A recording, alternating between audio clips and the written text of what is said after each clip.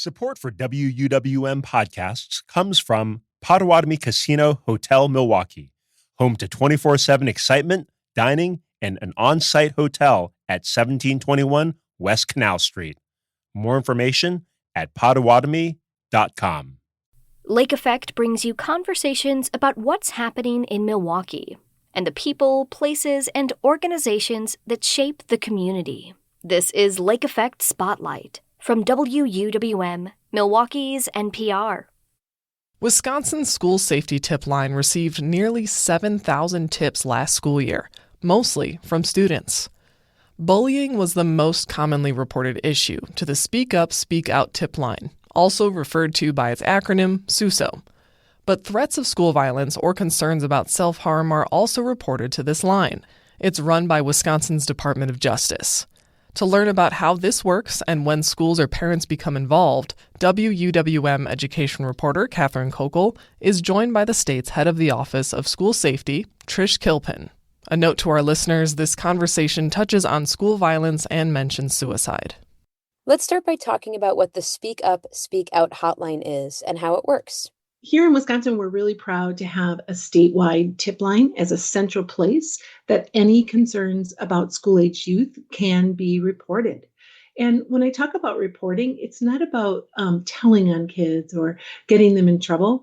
Really what we're trying to do is we're trying to be part of a culture where we promote help seeking, where we get kids help and assistance at the earliest signs of struggle so that we can prevent things from deteriorating even further and other types of school violence occurring. There's some clear research about tip lines, and SUSO is the Wisconsin statewide tip line. And the research tells us that when schools promote and utilize such a service, that schools are safer. They're physically safer. And we also see a reduction in school violence. We know that, when these types of tip lines were recommended, it was way back after Columbine. And there were clear recommendations that kids and families should all have access to a place to report their concerns.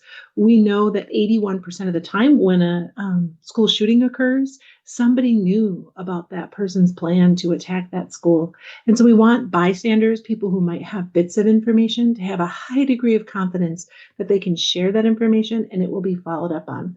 And while the research really is about school safety and preventing school violence, we see a broad diffusion of benefits. Most of our tips are about things like bullying and the way that kids feel at school and what their experience is.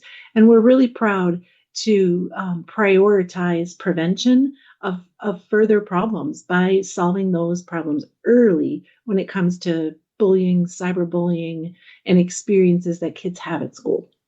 Thank you for kind of breaking that down. I understand that since the inception of this hotline in 2020, bullying is consistently the number one tip. Why do you think that is? It's consistent with what we see at other statewide tip lines or, other tip lines that are available across our nation. Kids are troubled by their social experiences. Everyone wants to have a sense of belonging at school. They need to have a peer group where they feel like they're respected and seen and heard. And we need to give kids a space to report something that otherwise they might be very vulnerable about walking down to someone's office or giving voice to that. It's easier for them, or more importantly, for those who observe types of bullying, to report that in an application like this, where kids can have a multitude of different ways that they can access us, but they can send us almost like a chat feature where they're sending us the information about what's going on, and then we're able to validate their experience in real time and ask questions and interact with them and gather the information that's needed in order to get it to school officials so they can rectify the situation. That's a good point. Can you kind of explain the life cycle of a tip? So if Yes. I'm a student and I'm reporting something, we're having that back and forth, I'm providing someone in the chat room with information, where does it go from there and what does intervention look like? Initially, when somebody contacts SUSO, and most often it is kids, but initially when they contact us and they say they are struggling with something or observe something or are worried about something, and our analysts are real people 24 hours a day that answer those concerns. So we interact with the student as best we can. We'll make sure to validate their experience, acknowledge that it's difficult for kids to talk about these things, and make sure that they know that we appreciate them coming forward to be able to share the information that they're sharing with us. Lots of times we go back and forth with the child and are able to draw out more information, problem solve about solutions in real time. Now, every tip that we received is delivered locally to the school it impacts. It's important for school administrators and school staff to have an accurate understanding of the experiences of youth in their school so that they can deliver a localized intervention to support that. There are times when the information shared with us is about a life safety matter, a matter of truly life and death, that somebody is threatening to harm someone, or somebody is talking about self-harm or suicide. And those tips, we make sure that we provide real-time response for. Sometimes those are delivered to law enforcement to make sure that no harm comes to anyone and a welfare check can be done. If there's a criminal matter reported, those also go to law enforcement. So in summary, the school gets every tip that impacts them. Sometimes we send them to law enforcement when there's a life safety matter or it's criminal. That was going to be my next question. How does this tip line react when a child is in crisis? And I think you covered that well. It does bring up a question, though. When, if at all, does a tip line notify the parent or guardian of a child that's conversing with it? If my child is interacting with someone who's helping them problem solve, that is great.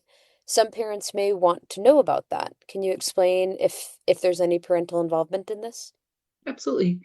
We get feedback from the schools in what we call a disposition report. So the school is able to give us information back after we report a tip to them, or we give them, assign them the information that was shared with us. And then they're able to say what they did about it. And so they're able to say that the parent was contacted, or a school counselor met with the child, or peer support was provided, or whatever it is that is most appropriate for that situation. So the schools themselves have access to the parent information, and they're able to get that information to parents as is appropriate. Got it. That's helpful to know. One more question kind of about the results that we see in this annual report. It's an annual impact report that was released by the Department of Justice. Can you characterize, if you can, the most common types of bullying? Are we seeing most commonly physical bullying, social media, swatting attempts? I mean, what are we seeing the most of in Wisconsin this year? The data in this impact report is from the year in total, the school year. Bullying really has some core pieces to it. One is just a feeling that there's an imbalance of power, that someone's maltreating you, that it's repeated over time, and that it's done with an intention to cause harm. And so we focus on the impact of those actions, what a student is experiencing, how they're feeling. Oftentimes it's really in the eye of the receiver. The person who is experiencing that may be really upset, and it's not for us to judge or minimize what their experience is. We know that this tip line received 6,946 tips during last school year. So this is 2024 to 2025. That's a 30% increase from the previous school year, the DOJ points out. Why do you think it increased by so much? Really, it's become a trusted source. It's become a trusted resource across Wisconsin. As schools are conscientiously really focused on trying to build more opportunities for youth to share their experiences, we see SUSO growing. We also know that it's been critically important to have a understanding of the statewide landscape when it comes to things like threats. When we analyze previous school shootings, we clearly see that targeted violence, school shootings, and violent acts are preventable. School shootings initially begin with someone having a grievance or an upset, and then deciding to use violence to resolve that grievance or that upset. And when they do that, they start to plan and prepare for violence. They might research other school shooters or school shootings. And we know that there are often behaviors visible to others during this what we call the pathway to violence, when they're demonstrating warning behaviors on that path. if a community member or another child sees or hears or experiences that where somebody is planning an act of violence or demonstrating some behaviors of concern, we want to know about that early so we can prevent violence from happening. We're really proud that bullying is our number one tip, because if you think about it, we're starting then to prevent problems from growing very early. We'd rather rectify things at an early point rather than let them grow and someone deciding to use violence to resolve their upset. I see what you mean. It's like by intervening early on, you can maybe prevent someone from turning to violence or getting to the point where they really need life-saving help down the line, right? Yes, everyone needs to be, have a feeling that they're seen, they're heard, and they're respected. And if that's not their reality, then let's solve that early. Let's not get people to a pain point where they're so upset and they feel so misunderstood or maltreated that they're deciding to use violence to resolve their upset. Tricia, thank you so much for chatting with me about this today. This is really illuminating information and great work you're doing. Thank you for giving me an opportunity to spread the word about SUSO. We're proud of the work we're doing, and we strive to support communities and schools and kids in any way that we can. Trish Kilpin is the director of the Office of School Safety at the state's Department of Justice. She spoke with WUWM education reporter Katherine Kokal. If you or someone you know is experiencing suicidal thoughts, the National Suicide and Crisis Hotline is 988. You can also make a report to the SUSO hotline at speakup.wisdoj.gov.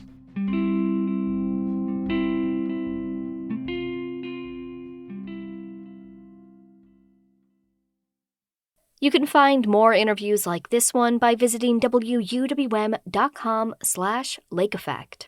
And while you're there, subscribe to the Lake Effect Spotlight podcast.